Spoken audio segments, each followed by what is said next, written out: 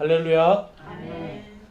오늘은 부활의 질서에 대해서 우리 고린도전서 15장 말씀을 가지고 함께 우리가 이 부활의 질서 그리고 이 부활이 우리에게는 어떠한 의미가 있는지를 살펴보도록 하겠습니다. 자, 여러분 지금까지 이제 저희들이 계속해서 교회 안에서 반드시 지켜야 될 질서들에서 대해서 보고 있습니다. 그러니까 오늘도 여러분 우리가 이 땅에 살아갈 때 특별히 지금 오늘은 부활이잖아요. 여러분들이 볼 때는 지금 앞에서 우리가 쭉 여러 가지 질서들이 다 무너졌는데 이게 오늘날에도 있는 게 보이시죠? 그러면 이 부활에 대한 사실 어떻게 보면 부활에 대한 이 질서라는 건 교리에 대한 부분입니다. 자, 여러분 우리가 아셔야 되는 게 교리라고 그러면 대부분 사람들이 뭔가 사람의 생각이나 말이라고 생각하는 분들도 있고 교리란 말을 싫어하시는 분들도 있어요. 그런데 교리라는 건 뭐냐면 자, 부활이다 그러면 부활이 무엇인지 이렇게 정확하게 성경적인 질서를 잡아서 그 질서 안에서 우리가 이해할 수 있게 해주는 게 교리예요. 그러니까 교회가 믿는 바가 무엇인가를 정확하게 질서 있게 제시해 주는 게 교리입니다. 그러니까 부활의 교리가 이 고린도 교회에서 무너졌다는 건 그들 안에 어떻게 보면 생명력을 잃어버리게 되는 생명력이 없는 교회가 되었다는 걸 볼 수가 있어요. 여러분, 그래서 우리 고린도전서 15장은 성경에서 보면 이게 부활의, 그러니까 복음의 핵심이라고 얘기합니다. 여러분, 오늘날도 정말 많은 교회들이 부활에 대해서 정말 제각각으로 이야기를 해요. 성경에 있는 말씀이 아니라 전부 다 제각각으로 이야기합니다. 그러니까 그러한 것들이 여러분 왜 제각각일까? 성경은 하나인데 사람의 생각과 사람의 교리들, 사람들의 잘못된 이해들이 들어가서 그러한 일이 있는데 지금 이 고린도 전서가 쓰여질 이 당시에도 똑같았다는 겁니다. 그러니까 보면요, 오늘날 이단이 새로운 게 아니에요.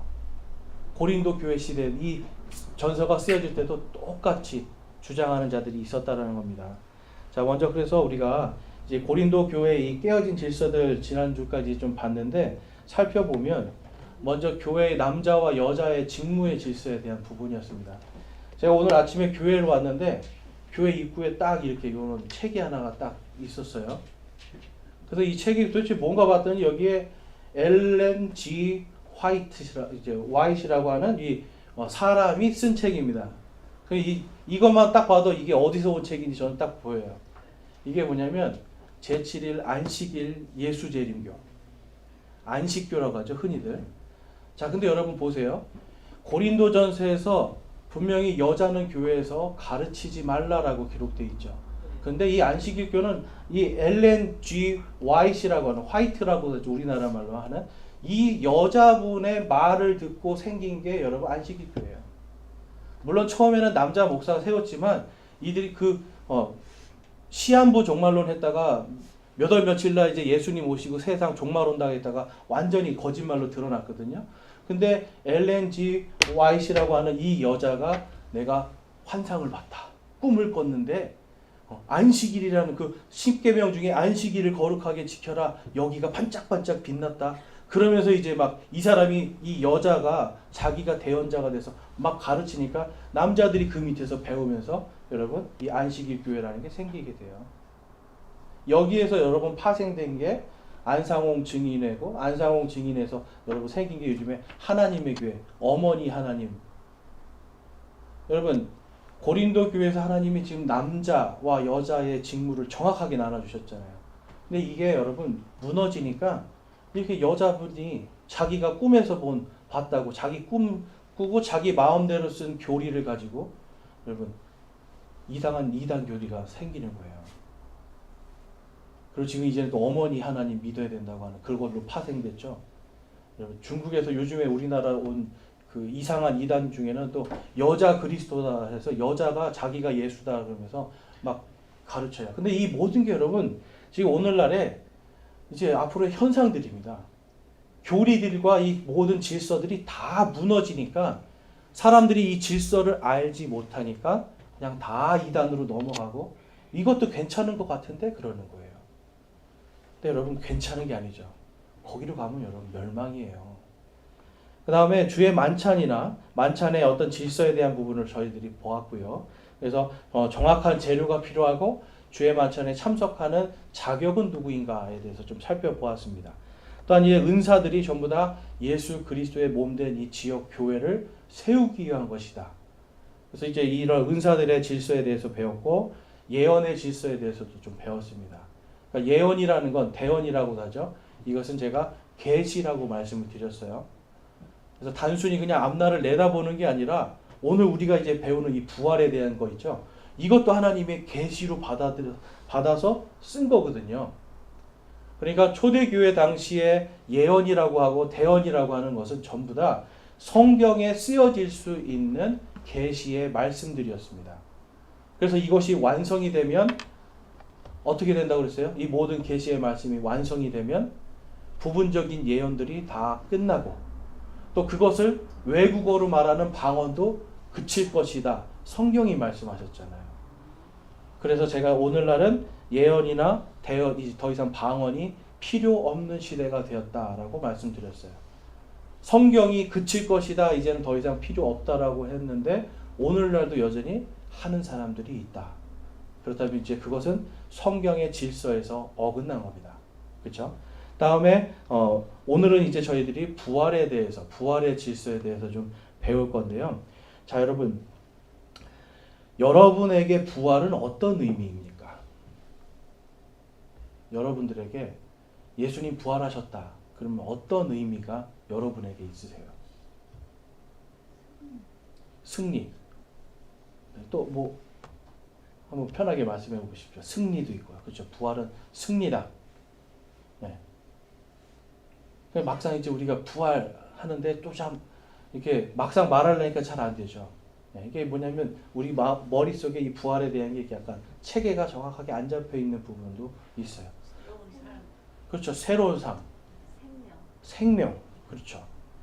부활은 우리가 새롭게 태어났음이 확실하게 보여지는 거예요. 지금은 우리가 예수님 안에서 거듭났다라고 하죠.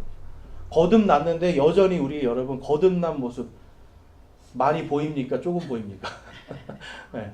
나는 분명히 거듭난 것 같은데 아직도 나는 여전히 어느 순간에는 내 자신의 어떤 죄악된 성품을 이기지 못하죠.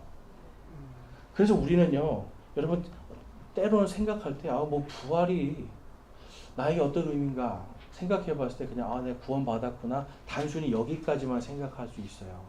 그런데 아까 말씀하신 것처럼 여러분 부활은 승리입니다. 그런데 어떤 것에 대한 승리냐면 죄와 사망의 권세에 대한 승리예요.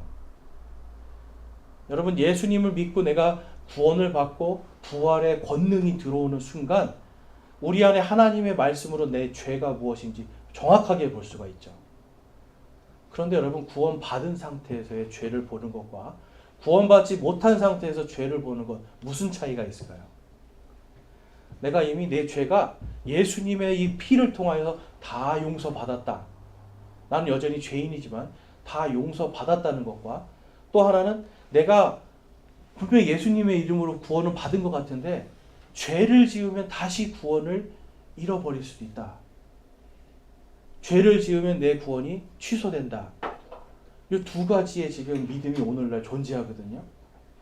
근데 여러분 죄를 지으면 구원이 취소된다라고 하는 이것 때문에 다시 우리는 죄와 사망의 종이 됩니다. 더 잘 살 것 같지만 실제로 여러분 구원의 확신이라는 게 부활하신 예수님이 오늘도 살아서 내 옆에서 나와 함께 계시다라고 하는 그리고 세상 끝까지 나를 지켜준다고 하는 이 믿음이 없는 사람들이 오히려 여러분 두려움 가운데 죄의 종이 되고 더 죄에 쉽게 빠져든다는 거예요. 죄 지으면 지옥 갑니다. 이러면 더 죄 안 지을 것 같잖아요, 여러분. 여러분 사람의 본능은 죄 짓는 것에 아주 빠르게 다름박질하기 때문에 여러분 오히려 죄의 종이 되고 사망의 종이 되기 쉽다라는 거예요. 자, 로마서 6장 말씀에 가보면 6장 6절에서 7절 말씀 먼저 보겠습니다.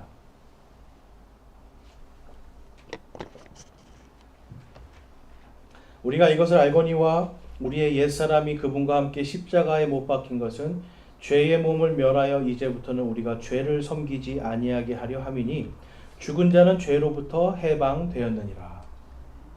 우리가 예수님과 함께 십자가에 못 박혀 죽은 겁니다, 여러분. 우리가 다시 태어났다라고 하는 것은, 거듭났다라고 하는 것은 내 죽을 몸이 십자가에 예수님과 함께 못 박혀 죽었습니다.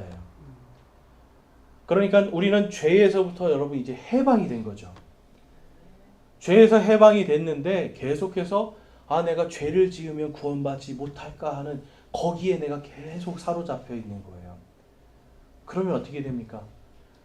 분명히 예수님의 보혈의 피로만 구원받는다고 하는 이 은혜를 다 놓쳐버리기 시작하는 거예요. 은혜를 주고 감사하고 살 수가 있는데 기쁨과 소망과 감사가 사라지기 시작해요. 그러다 보니까 나는 열심히 주님의 일을 했는데 왜 나한테 복이 안 오지? 뭔가 열심히 주님을 위해서 내가 뭔가 한 것 같은데 왜 나한테 복이 안 오지? 여러분, 이러한 신앙들을 우리가 기복신앙이라고 하죠. 이것 때문에 사람들이 열심을 내다가 결국은 힘이 빠져서 여러분 떨어져 나가버리는 일들이 생겨요. 그러니까 여러분, 어떤 사람들은 왜 우리 엄마가 그렇게 열심히 교회를 다녔는데 왜 이런 병에 걸렸어요? 왜 우리 집은 이렇게 열심히 예수님 믿었는데 왜 이런 어려움이 와요? 그러면서 여러분 믿음 떠나가 버리는 거예요. 그냥 여러분, 구원이 예수님의 은혜로만 온다라고 하는 이 사실을 붙들으면 그래, 그냥 고난도 주님의 은혜고 내가 다시는 이 모든 것, 내가 하나님께 지금 받은 이 모든 상황들이 다 은혜요 감사입니다. 지금 내가 여기서 복을 받지 못할지라도 내 몫은 하늘에 있습니다. 나의 보상은 하늘에 있습니다라고 하는 이 믿음의 고백이 생기는데, 그게 생기지 않고 죄의 종들로 살아가게 됩니다. 자, 22절과 23절 우리 같이 한번 읽어보겠습니다. 시작.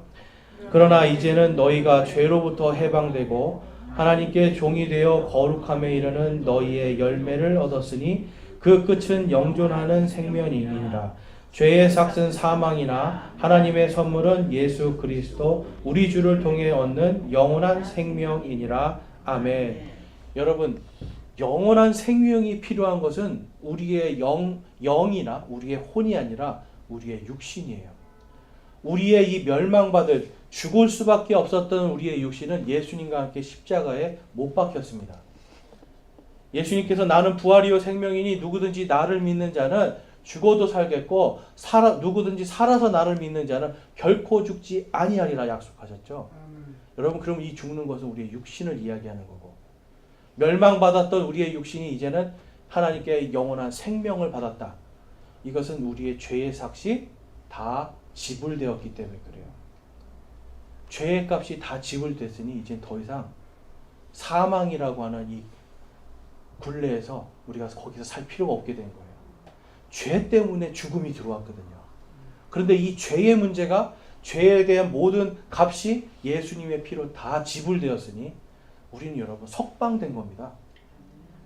성경에서 말하는 구속이라는 단어는 석방됐다는 거예요. 보석금을 받고 풀려난 거예요. 여러분, 죄가 있어도 보석금을 내고 누군가가 내주고 내가 풀려나면 그때부터는 자유 아닙니까? 자유죠.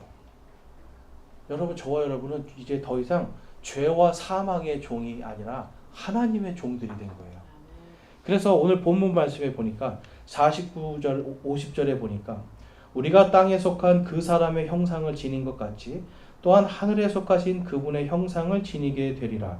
형제들아, 이제 내가 이것을 말하노니 살과 피는 하나님의 왕국을 상속받을 수 없으며 또한 썩는 것은 썩지 않는 것을 상속받지 못하느니라. 아멘. 여러분, 우리는 이미 태어날 때는 아담의 형상으로 태어났습니다. 사람의 형상. 그런데 예수님을 통해 구원받은 다음엔 이제 우리는 누구의 형상이 되었다라고 기록하고 있어요? 여러분, 하나님의 형상, 그리스도의 형상. 뭐냐면 처음에 하나님이 사람을 그분의 형상과 모양으로 만드셨잖아요. 여러분, 그것이 완전히 회복이 되고 거기에다 예수님을 통해서 이제는 영원한 생명을 얻음을 통해서 이제 더 뛰어난 몸이 된 겁니다.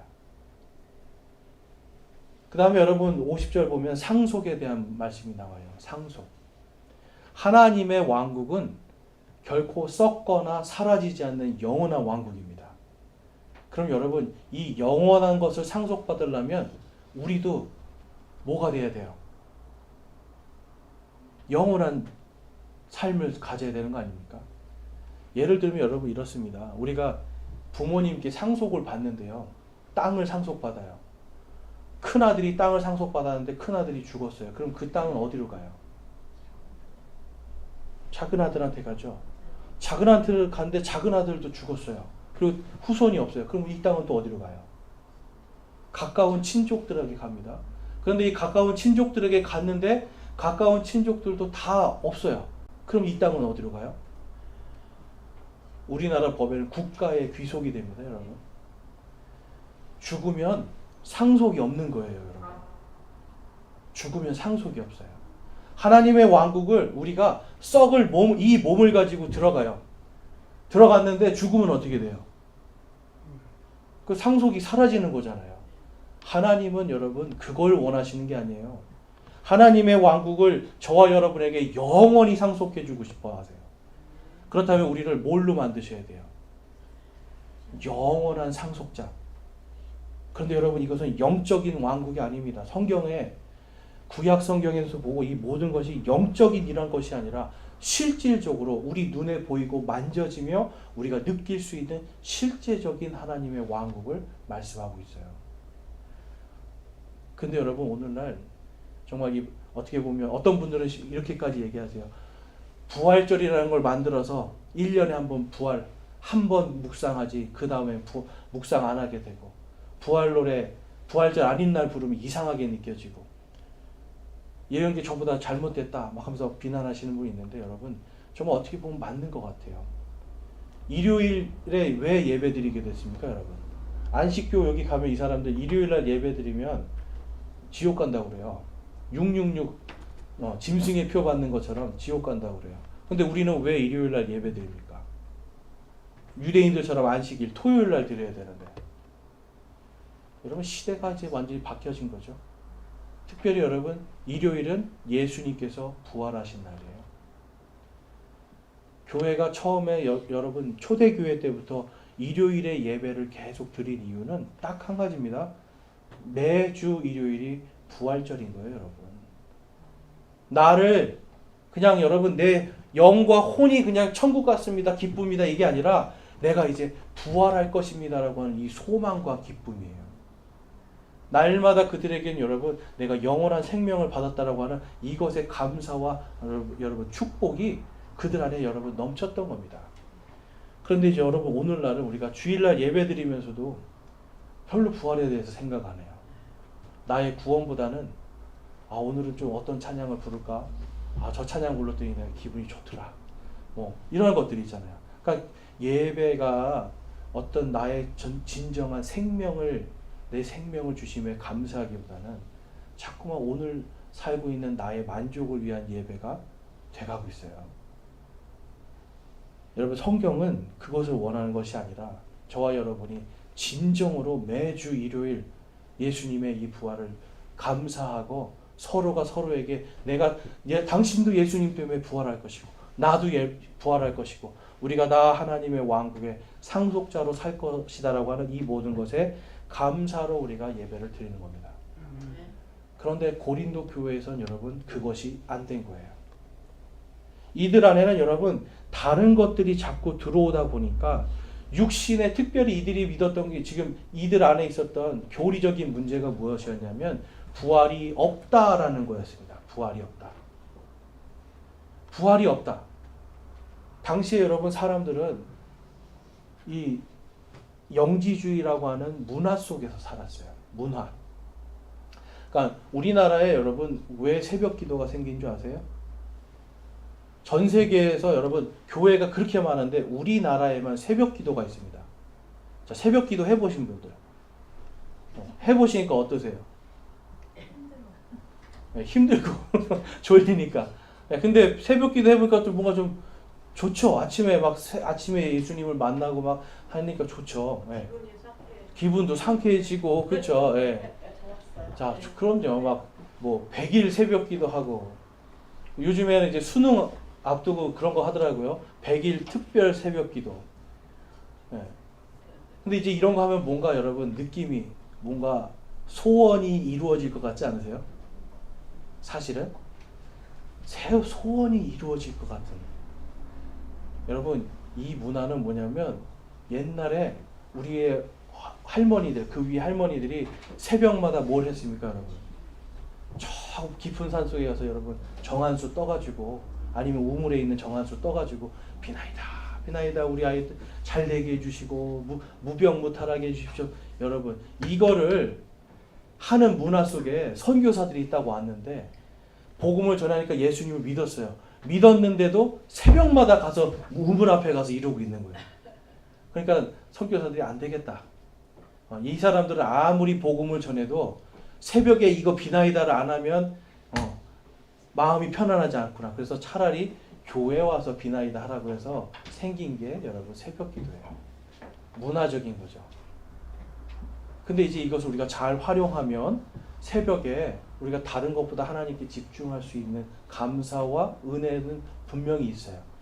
그런데 이것이 오늘날 이것도 변질이 되기 시작하니까, 여러분 우리 아이 수능 잘 보게 해주세요. 100일 작정 특별 새벽 기도. 그럼 여러분 소원이 뭐예요? 그거는 수능 잘 보게 해달라는 소원이잖아요, 여러분. 그러니까 결국은 기복주의로 빠져버리는 겁니다. 당시에 이 사람들도요, 이 영지주의라는 문화 속에서 부활은 들었는데, 영지주의의 가장 특징은 뭐냐면 이 육신은 부정한 거예요. 사람의 몸은 이것은 악한 것, 그 다음에 영적인 것은 선한 것. 이해가 되세요? 그러니까 여러분 사도 바울이 복음 전하는 게 얼마나 힘들었을지 생각해 보셨어요? 복음 전할 때 부활을 전했거든요. 근데 당시의 사람들의 문화 속에서는, 아니 몸으로 부활했다고? 그럼 악한 건데? 하나님이 이 몸을 창조하셨다고? 그럼 그 악한 하나님인데? 이 사람들 문화 속에서는 여러분 이 사람의 몸을 만들고 우주 만물을 만드신 분은 악한 신으로 여겨지는 그 시대였어요. 그러니까 여러분 부활의 복음이 그들에게는 얼마나 충격적이었겠습니까? 그래서 예수님은 믿기는 믿었는데, 믿고 나서 보니까 그들의 문화로 또 흡수가 되니까 그냥 영적으로 부활했을 거야. 그리고 심지어는 이제 부활이 없다. 또 심지어는 부활이 이미 지나갔다. 부활이 옛날에 지나갔다. 여러분 오늘날도 이 부활에 대한 거 교회 가서 한번 각각 한번 여쭤보세요. 부활이 뭔지. 정말 우리가 우리가 만져진 이러한 육신으로 부활하는 건지 영으로 부활하는 건지 한번 물어보세요. 영으로 부활한다 하더라고요. 그렇죠. 영으로 부활한다는 사람들이 많이 있고요. 네네. 또 자유주의 신학자들, 이제 종교 통합을 하는 사람들은 또 뭐라고 얘기하냐면, 예수님도 영으로 부활을 했는데 이 부활의 의미는 뭐냐면 예수님이 가르쳤던 사상이죠. 사상. 그 가르침. 그게 우리의 정신세계에서 살아서 역사하는 게 부활이래요. 되게 그럴싸하죠. 예수님의 가르침이 우리 안에서 살아서 역사하는 게 부활이지, 실제적으로 우리의 몸이 변화되는 건 아니라고 얘기하는 거예요. 그런데 오늘 말씀을 보니까 눈 깜짝할 사이에 변화된다고 그러잖아요. 네. 그렇죠? 우리 52절 말씀해 보니까 52절 나팔 소리가 나면 죽은 자들이 썩지 아니할 것으로 일어나고 우리가 변화되리니. 자, 그럼 여러분 죽은 자들이, 만약에 이 사람들의 원리라면 죽은 자들이 예수님의 사상을 받고 그것으로 부활을 했대요. 죽었는데 여러분 어떻게 그 사상을 받고 실천을 할 수 있어요? 그러니까 성경 말씀을 믿지 않는 거죠. 이거는 다 그냥 영적인 의미라는 거예요. 예수님도 영으로 부활했고, 예수님이 말씀하신 부활도, 우리 성도들의 부활도 다 영의 부활이지 이건 실제적인 게 아니다라고 가르쳐요. 근데 여러분 재밌는 거는 오늘날 자칭 예수라고 하는 이 이단들 있죠. 전부 다 똑같이 가르쳐요. 예수님은 영으로 부활했고 우리의 부활도 다 영적인 부활이다. 여러분 고린도 시대에도 이 부활에 대한 교리가 무너지니까 그 당시에도 똑같은 일들이 생겼던 거예요. 그러니까 여러분 심각성을 우리가 알아야 되는데 하나님의 말씀에 분명히 썩지 아니한 그 몸만이 하나님의 왕국을 상속받을 수 있다라고 정확하게 말씀하시죠. 썩지 아니한 것으로 여러분 우리가 사망을 승리한 거예요. 죽은 사람은 사망에게 진 사람들입니다.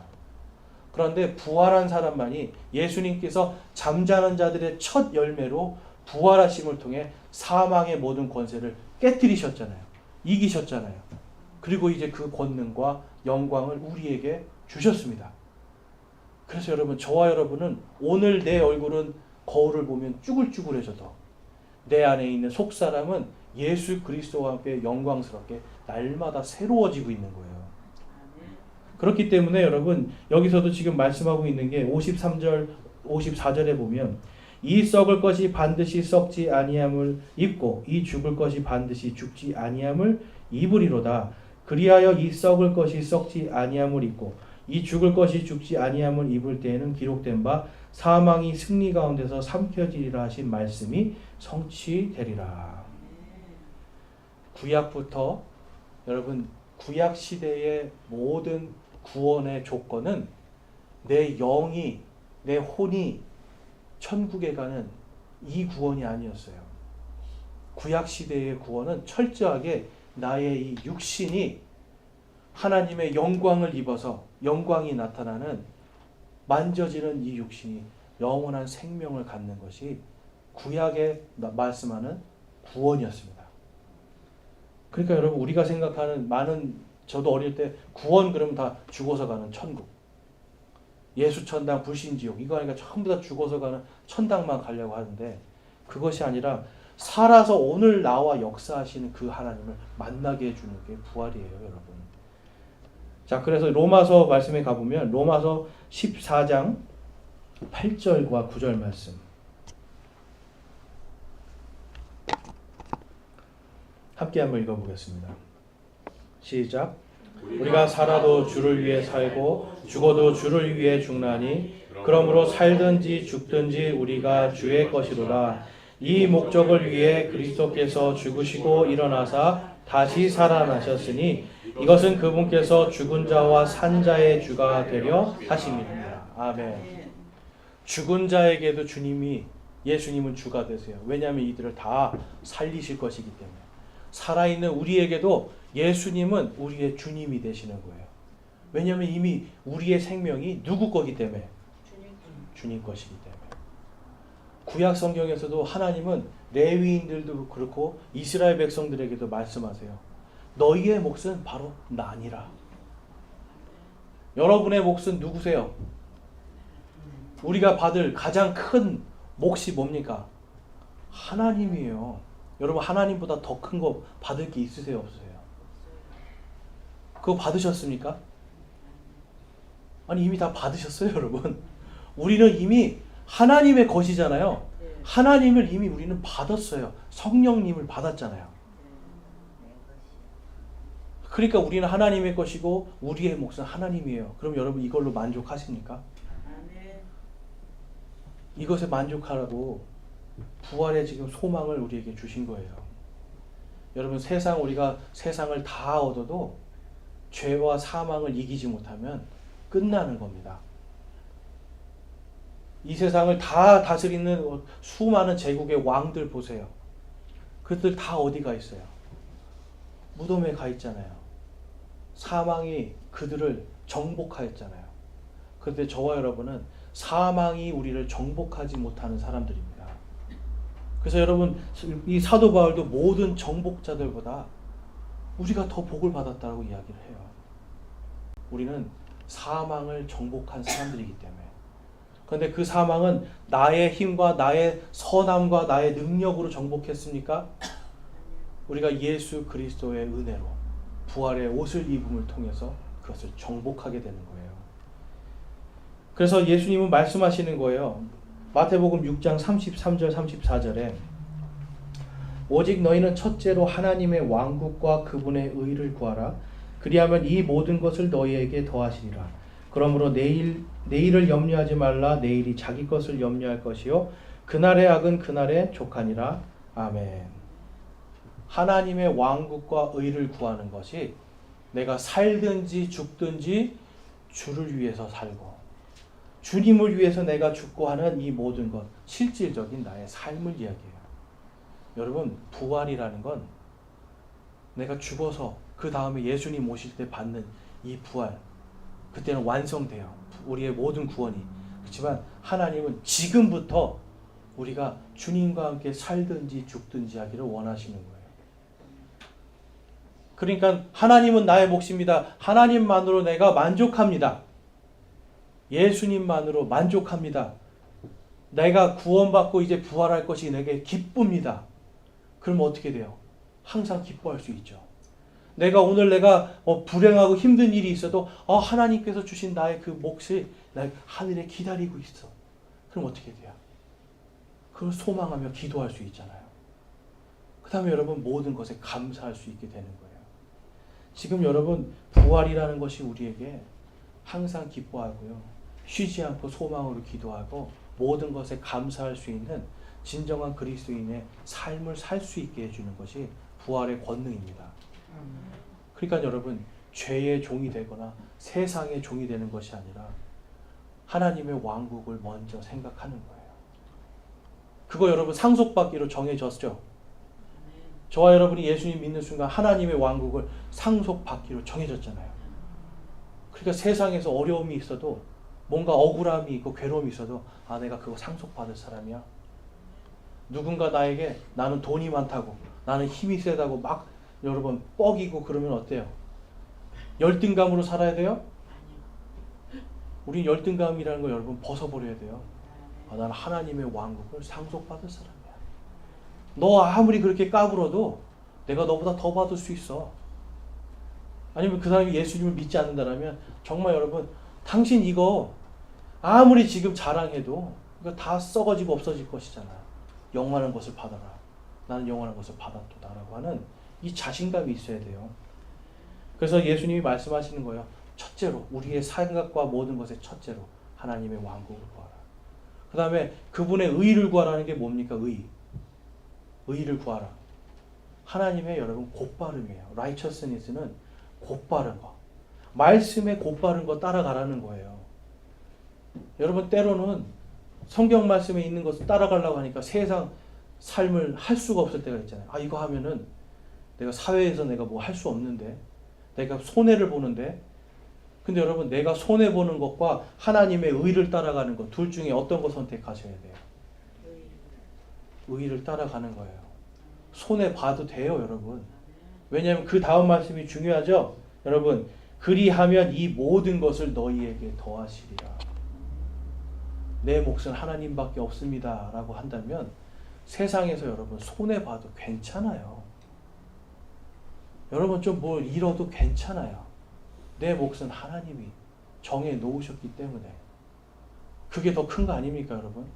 그건 영원한 건데 왜 오늘날 썩을 것들을 위해서 우리가 그것 때문에 이렇게 여러분 아둥바둥하면서 다른 사람 것을 뺏지 못해서 왜 이렇게 우리가 여러분 애를 써야 되냔 말이죠.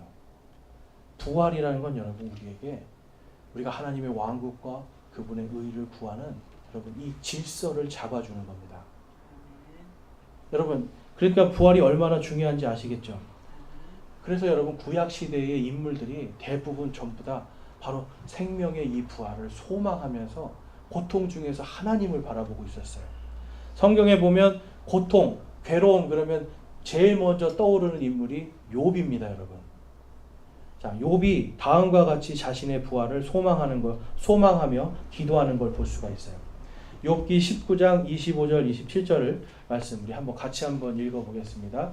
욥기 19장 25절에서 27절 말씀 함께 읽어보겠습니다. 시작. 내가 알거니와 내 구속자께서 살아계시고 또 마지막 날에 그분께서 땅 위에 서시리라.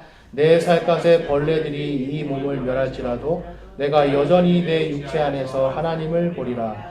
내 콩팥이 내 속에서 소멸될지라도 내가 직접 그분을 보리니 다른 것이 아니요 내 눈이 바라보리로다. 아멘.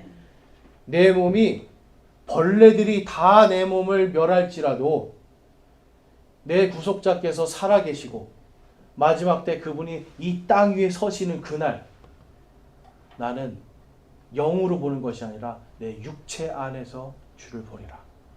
다른 것이 아니라 내 눈이 보리라. 여러분, 욥은 철저하게 부활신앙을 갖고 있었어요. 자식들도 다 잃었죠. 땅과 재산 다 잃었죠. 보니까 동방에서 제일 큰 부자였대요. 다 잃었어요. 다 잃었지만 그런 마음속에 내가 나중에 육체 안에서 주를 보리라는 그 소망이 있었어요. 그러니까 하나님을, 그 아내가 그러죠. 차라리 하나님을 저주하고 죽어버리라고 그러잖아요. 그런데도 욥은 어때요? 하나님을 저주하거나 원망하지 아니하려고 애를 썼어요. 왜냐하면 내가 그냥 죽는 것이 아니라 내 주께서 살아계시고 지금 이 순간에도 나와 함께 계신 그 하나님 살아계시고 그분이 마지막에 이 땅에 서실 때에 예수님이 다시 오실 그때에 내가 육체 안에서 주를 보리라고 하는 이 소망이 있었어요. 자신의 마음과 생각을 하늘에 하나님께 고정시키고 있었던 거죠. 그러니까 온몸에 종기가 나서 이것을 벅벅 긁으면서 괴로움 중에 있었어도 그는 하나님께 기뻐할 수 있었고 감사로 기도할 수 있었던 겁니다.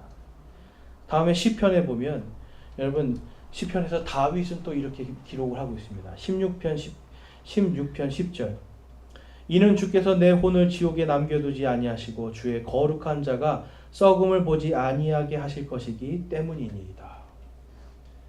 다윗도 여러분 얼마나 괴로움 속에 살았습니까? 다윗은 왕의 기름 부음을 받은 사람이에요. 왕의 기름 부음을 받았으니까 이제 왕이잖아요. 나는 뭔가 될 거라고 생각했잖아요. 근데 그때부터 뭐가 시작됐어요? 자기 장인이 자기를 죽이려고 쫓아다니는 거예요. 10년 넘게 집도 없이 길에서 자고 동굴에서 자고 여러분 자기 장인이 자기를 죽이려고 하니까 여러분 얼마나 괴롭겠습니까? 네. 그렇죠. 여기 저희 장인이 계시는데요. 이분이 저를 죽이려고 쫓아다닌다고 생각해요. 여러분 얼마나 괴롭겠어요. 네? 그러한 가운데서도 다윗은 주께서 내 혼을 지옥에 남겨두시 아니하시고 내가 썩지 않게 해주실 것이다 라고 하는 이 부활의 소망으로 여러분 그런 기뻐할 수 있었고 감사할 수 있었어요. 시편 보세요 여러분. 다윗이 그런 가운데서도 기뻐하는 거 주님을 막 찬양하고 있어요. 그것은 그 부활의 소망이 있었습니다. 이사야는 다음과 같이 말씀합니다. 40장 5절에 주의 영광이 나타나고 모든 육체가 함께 그것을 보리라. 주의 입이 그것을 말씀하셨느니라. 이사야도 여러분 지금 하나님의 성령님이 감동한 가운데 예수님의 영광의 부활을 바라보고 있어요. 모든 육체라는 건 여러분 여기 있는 모든 육체는 살아있는 우리의 육체 그리고 죽어있는 모든 자들의 육체가 다 부활하여 주의 영광을 보게 될 것을 지금 기록하고 있습니다. 호세아는 다음과 같이 자신의 부활에 대해서 기록하고 있습니다. 이틀 후에 그분께서 우리를 살리시며 셋째 날에 우리를 일으키시리니 우리가 그분의 눈앞에서 살리로다. 여러분 호세아는 지금 예수님이 돌아가시고 사흘 뒤에 부활하시는데 자기도 그때 같이 그분 앞에서 살리로다. 자신의 부활을 여러분 생각하고 있었어요. 그걸 보면서 여러분 기뻐하고 있었던 거예요. 호세아 시절이 여러분 어떤 시절입니까? 이스라엘 여러분 가장 큰 위기 아니었습니까? 지금 바빌론이라는 나라, 아시리아, 바빌론 세계의 여러분 그런 강대 제국들이 지금 여러분 예루살렘을 공격해서 그들이 멸망하던 시대예요. 그런 멸망 가운데서도 가장 여러분 어떻게 보면 자신의 나라가 완전히 황폐하게 되는 이러한 상황 속에서도 그는 셋째 날에 나를 일으키실 바로 그 주님을 보고 있었던 겁니다. 그러니까 여러분 지금 보시니까 어때요? 이게 영의 부활을 지금 이 사람들이 소망하고 있어요? 아니죠. 전부 다 나의 죽을 몸이 썩을 몸이 썩지 아니할 몸으로 일어나서 내가 영광 가운데 다시 오실 그 주님을 바라보면서 이들은 소망을 갖는 거예요. 오늘은 괴롭고 고통스럽지만 내가 이것을 주님을 바라봄으로 소망을 가지는 거예요. 그러니까 항상 기뻐할 수 있죠. 그리고 여러분 그 소망 가운데 기도할 수 있죠. 그리고 그 소망 가운데 감사할 수 있었습니다. 여러분 에스겔서에 가서도 보면 에스겔서에 하나님이 우리가 부활될 때 어떻게 될지를 정확하게 보여주세요. 자, 영의 부활이 아닌 것을 여러분 에스겔서에 기록되어 있습니다. 37장 4절에서 13절에 가보면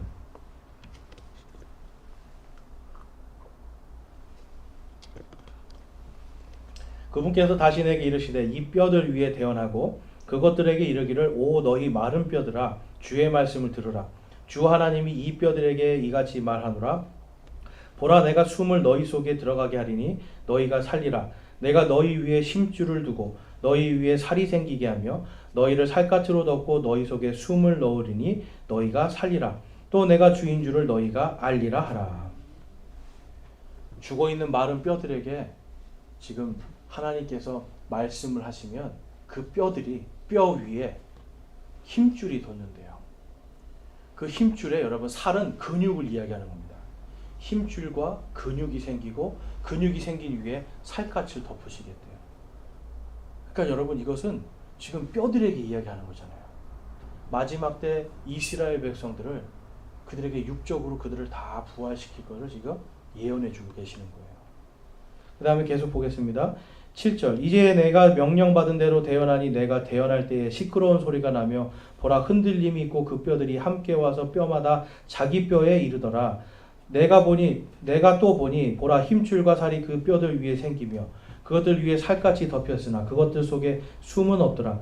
이에 내가 그분께서 명령하신 대로 대언하였더니 숨이 그들에게 들어가매 그들이 살아서 자기 발로 서는데 심히 큰 군대더라. 여러분 여기에 무슨 영적인 이런 게 필요 없는 거죠. 여러분 뼈들이 맞춰지니까 소리가 나는 거예요. 이게 하면 뿌두둑 뿌리 소리 나는 것처럼 여러분 다 흩어졌던 뼈들이 자기 조각으로 맞춰지니까 바다다닥 하면서 소리가 나는 거예요. 여러분 실제로 맞춰지는 소리.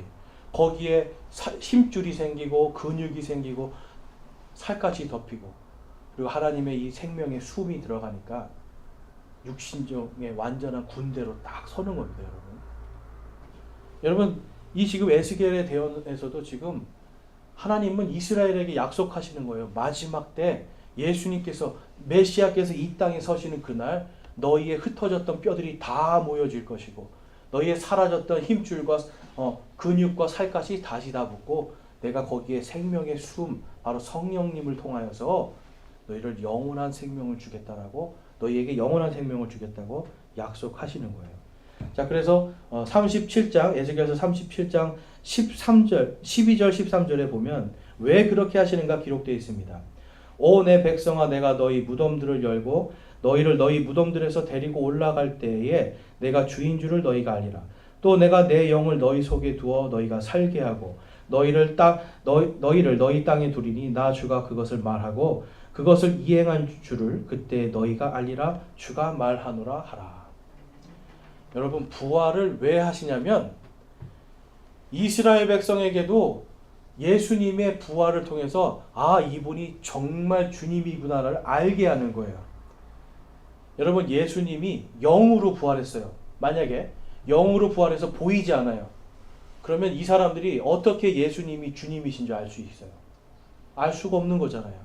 그러니까 하나님은 내가 진짜로 부활하는 걸 통해서 부활하는 걸 보여줌을 통해서 내가 주인 줄 알게 할 거야. 그리고 너희들도 잠자던 너희들도 뼈들이 맞춰지고 힘줄과 살과 모든 것이 합해서 부활로 드러날 때 내가 너희의 주인 줄 너희들이 알게 할 것이다. 그래서 예수님이 부활하실 때 어떤 일이 일어납니까? 무덤들이 다 뻥뻥 터졌어요. 2톤, 1톤 이상 2톤 되는 이 다이나마이트로 터뜨려야 되는 돌들이 다 터져버려요. 뻥뻥 터지고 잠자는 자들 아까 이 호세아도 일어났습니다. 그때 여러분 저희가 셋째 날에 일어난다고 하잖아요. 죽었던 자들이 전부 다 예루살렘을 가서 다 자기를 보입니다. 다 보이는 거예요. 그때 가서 그들이 뭘 느끼는 거예요? 예수님이 주님이셨구나. 알게 하는 거예요. 그럼 여러분 마지막 때 되면 성경에 보니까 우리가 다 부활해서 어디로 간다고 그래요? 공중으로 올라가요. 여러분 이게 영적으로 일어나면 어떻게 될까요? 아무도 예수님이 주님이신지 몰라요. 그런데 실질적으로 우리가 정말 금방 옆에서 회사에서 같이 일하던 사람이 갑자기 사라져 버리는 거예요. 근데 봤더니 다 예수님 믿는 사람들이 전부 다 어디론가 사라졌어요. 근데 성경에 봤더니 그것이 성취되었구나라고 한다면 사람들은 아는 거예요. 특별히 유대인들은 아는 거예요. 예수님이 진짜 하나님이셨구나. 여러분, 부활은 실질적으로 이렇게 다 보여줘야지만 하나님이 주인님이신 줄 알 수 있게 하는 표적인 겁니다. 그러니까 영적인 부활은 있을 수가 없는 거죠. 그래서 고린도전서 15장에도 보면 예수님께서 게바에게도 보이시고 500의 형제들에게도 보이셨다라고 정확하게 기록하고 있어요. 보여주신 거예요.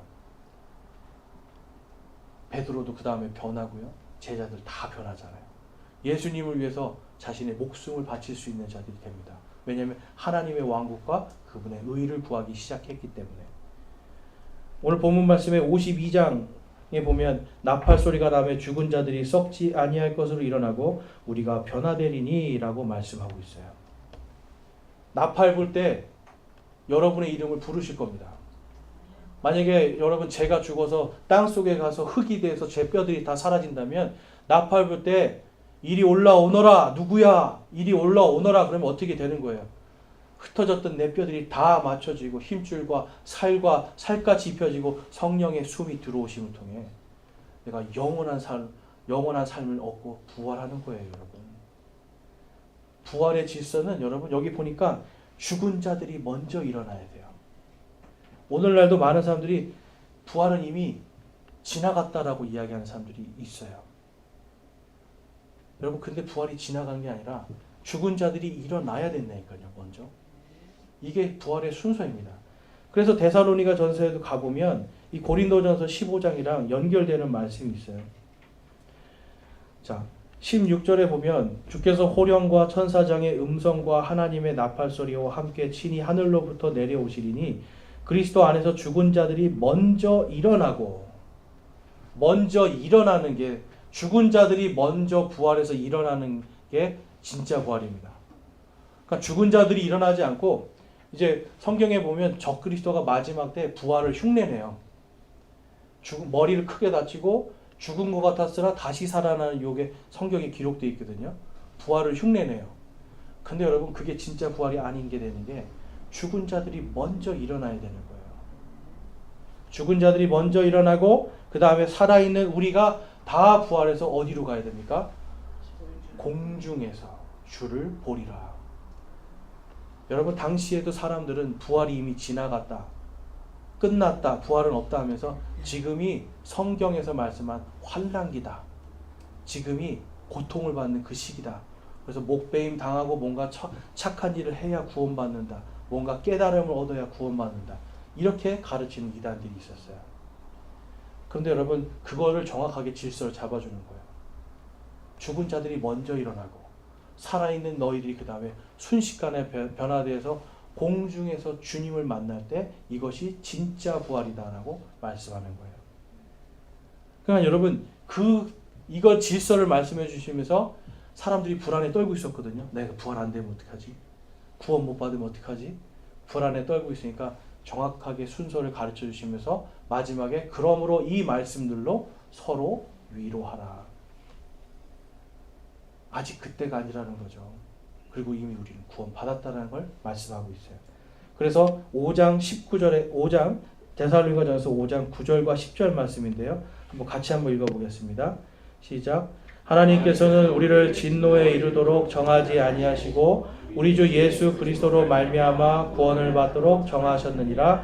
그분께서 우리를 위해 죽으셨으니 이것은 우리가 깨어 있든지 자고 있든지 자신과 함께 살게 하려 함이라. 아멘. 자, 그 다음에 우리 14절 보겠습니다. 5장 14절. 형제들아, 이제 우리가 너희에게 권면하노니 제멋대로 행동하는 자들에게 경고하고 마음이 약한 자들을 위로하며 연약한 자들을 붙들어주고 모든 사람에게 인내하라. 조심하여 아무도 누구든지 악으로 악을 갚지 말고 도리어 너희 가운데서도 선하고 또 모든 사람에게 선한 것을 항상 따르라. 16절부터 한번 같이 읽어보겠습니다. 시작. 항상 기뻐하라. 쉬지 말고 기도하라. 모든 일에 감사하라. 이것이 그리스도 예수님 안에서 너희에 대한 하나님의 뜻이니라. 아멘. 여러분, 부활이 우리의 삶 속에 지금 들어와 있기 때문에, 주님과 함께 살고 죽는 우리의 삶이기 때문에 악을 악으로 갚을 필요가 없다. 내 삶에 있는 이러한 모든 걱정과 고통들 하나님께, 이제 하나님이 나의 몫이고 나는 영원한 하나님의 왕국을 상속받을 것이니 이젠 더 이상 걱정하고 염려하지 말라는 거죠. 그래서 항상 기뻐하라는 거예요. 부활에, 그 진노에 들어가지 않고 부활의 소망을 가졌으니 항상 기뻐하라. 그 다음에 여러분, 괴로워도 쉬지 말고 기도하라. 내가 이 부활의 소망으로 기도하라는 거예요. 주님 다시 오시옵소서 기도하고, 그 다음에 여러분, 모든 것에 감사하라. 부활이 되면 우리 모두가 하나님의 왕국을 상속받을 거잖아요. 그러니까 지금 있는 모든 상황들에 그냥 감사할 수 있는 겁니다. 그래서 이것이 그리스도 예수님 안에서 너희에 대한 하나님의 뜻이니라. 여러분, 여러분이 부활을 소망하고 부활을 믿으십니까? 내 육신이 정말 영광스러운 몸으로 변하여서 하나님의 왕국을 상속받으실 것을 믿고 소망하십니까? 여러분, 그렇다면 이 데살로니가 전서 말씀처럼 이제 우리는 세상에 우리의 마음을 두는 것이 아니라 하나님께 우리의 마음을 두고 부활의 소망을 가지고 항상 기뻐하고 쉬지 말고 기도하고 모든 것에 감사하는 예수 그리스도의 뜻, 하나님의 뜻을 온전히 우리 삶 속에서 실천할 수 있기를 소망합니다. 그래서 저와 여러분이 이 부활의 소망으로 정말 이 땅에 부활의 소망, 부활의 질서가 사라지는 이 시대에 우리는 온전하게 이것을 굳게 믿고 성경 말씀대로 살아갈 수 있는 저와 여러분 되시길 주님의 이름으로 축원합니다. 이 시간 우리 결단하며 기도하겠습니다.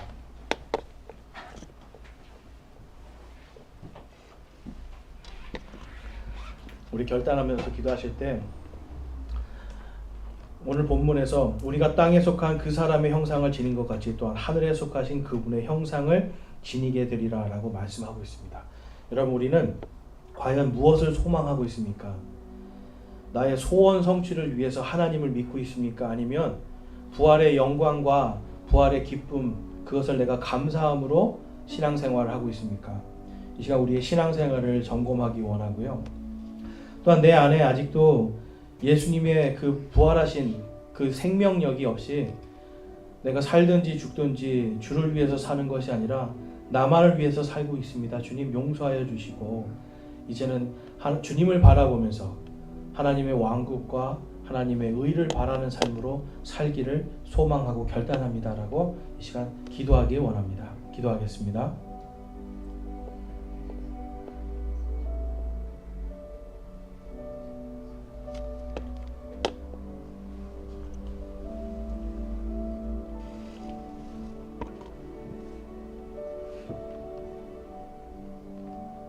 오늘 말씀을 통해서 내가 이제는 하나님의 왕국과 그분의 의를 먼저 구하는 부활의 소망과 기쁨으로 살아가기를 내가 소망하고 결단합니다 하시는 분들, 우리 손을 들어 하나님께 우리의 마음을 드리겠습니다.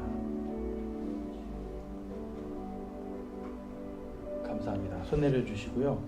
내가 이제는 세상의 여러 물질이나 나의 복, 이기적인 이러한 신앙생활이 아니라 정말 나의 삶을 부활의 주님 예수님을 위해서, 그분의 영광을 위해서 사는 그러한 주님의 하나님의 왕국의 상속자의 삶을 살기를 소망합니다 하시는 분도 우리 손을 들어 마음을 드리겠습니다.